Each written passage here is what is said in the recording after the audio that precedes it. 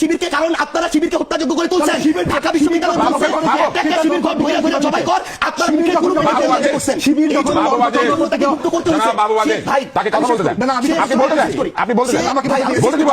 এনসিপির দলীয় অবস্থান, এনসিপির মনে হয়েছে নির্বাচনী জোটে তার যাওয়া প্রয়োজন। এনসিপির মনে হয়েছে এই না ভাই, এসব ফালতু কথা আপনি বলতে পারেন না। এই ধরনের ট্যাগিং রাজনীতি করে আওয়ামী লীগ অনেককে হত্যাযোগ্য করে তুলছে। আপনি একটু আগে বলতেছেন যে আমরা ছাত্রলীগের দলে ছিলাম, হেলমেট ছিলাম, এখন আবার বলতেছেন না ভাই, আমি বলি এখন আবার বলতেছেন অধিকাংশ শিবির ছিলেন। তাহলে অধিকাংশ যদি শিবির আন্দোলন করে, এই আন্দোলনের ক্রেডিট আপনি তাকে দেন।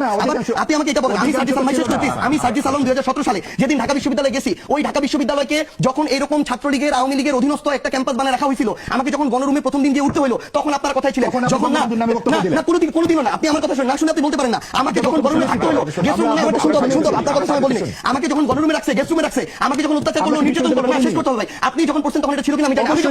আমি যখন পড়ছি আমারটা বলতেছি, আমাকে যখন গেস্ট রুমে রাখা হলো, প্রোগ্রাম করানো হলো, আমাকে যখন একজন আওয়ামী লীগের মন্ত্রীকে সালাম দেওয়ার জন্য ঘন্টার পর ঘন্টা মধুর ক্যান্টিনে দাঁড় করে রাখা হলো, তখন আপনার এই সিভিল সোসাইটি কোথায় ছিল? যখন ঢাকা বিশ্ববিদ্যালয়ের শিক্ষকরা এক একটা দালালের ভূমিকা অবতীর্ণ হলো, যখন আমাকে ওই ক্যাম্পাসে ওই নেতাদেরকে সালাম দিয়ে মাথা নোয়া নোয়া চলতে হয়েছে 3 বছর, তখন আপনার এই সিভিল সোসাইটি আপনার কোথায় ছিলেন? আমাকে এটাতে বাধ্য হইতে হয়েছে। এরপরে আমার জায়গা থেকে যখন সুযোগ হয়েছে, আমি মাথা উঁচু করে দাঁড়াইছি। ওই অভ্যুত্থানের সামনে সাইডে যখন দুইটা ছেলে দাঁড়াইছিল, এর মধ্যে একটা ছেলে ছিল সার্জিস আলম। এই সার্জিস আলম দাঁড়াইছিল এটা রিস্ক জেনে যে হয় সে বেঁচে থাকবে, তার কোনদিন সরকারি চাকরি হবে না, এটা জেনে দাঁড়াইছিল। সে যদি ওখানে বেঁচে থাকে, ভাই শেষ করি, আপনি আগের ওটা বলতেই পারেন না, আপনি আগের ওটা কোনোভাবে এই কারণে বলতে পারেন, আমি দাঁড়াইছিলাম, আপনি দাঁড়ান নাই। আমি ওই রিস্ক শেষ করি কথা বলতে চাই, আমি শেষ করি সময় আমি বলি আপনারা আসেন কোথায় না, আপনি আপনার জায়গায় করছেন, কিন্তু আমি আগে দাঁড়াইছি তো রাস্তায়, আপনি আপনার জায়গায় করছেন, কিন্তু আপনি শুধু 24 আমার 14তে বয়স কত যে আমি অংশগ্রহণ করতে পারছি না। ছাত্র রাজনীতির যে ব্যাপার সেটা আমার যখন করার ছিল আমি করেছি। আমি শেষ করি, ভাই প্লিজ তর্কের কিছু না, আপনারা ব্যর্থ হয়েছেন, আপনারা প্রবীণ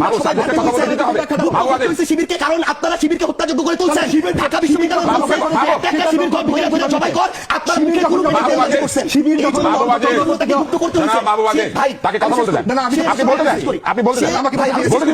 সে গুপ্ত থাকার পরেও তাকে ধরে ধরে পিটানো হয়েছে, তাকে খুন করা হয়েছে, হত্যা করা হয়েছে। একটা মানুষ শেষ পর্যন্ত যখন আপনারা কেউ তার পক্ষে দাঁড়ান নাই, যেই মনে করেন 25 বছরের ছেলেটা শিবির করে, ওই ছেলেটা তো তার আগের কোনো কিছুর সাথে সম্পর্ক নাই, তার তো বেঁচে থাকার অধিকার আছে, তার পরিবারের সাথে থাকার বাঁচার অধিকার আছে। তাকেও যখন শুধু একটা আদর্শভিত্তিক রাজনীতি করার কারণে হত্যাযোগ্য করা হয়েছে, সে গুপ্ত হয়ে গেছে।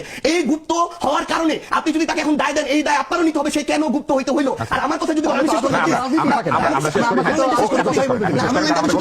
ভাই, মানে দিন শেষে শুধু একটা জিনিস মনে রাখতে হবে ভাই, দিন শেষে শুধু একটা জিনিস, আপনি অবশ্যই ভাইকে দিবেন, দিন শেষে শুধু একটা জিনিস মনে রাখতে হবে, যেটা হচ্ছে আমরা পুরো প্রেক্ষাপটটা না জেনে ব্যক্তিগত চিন্তা কারো উপরে চাপিয়ে দিতে পারি না।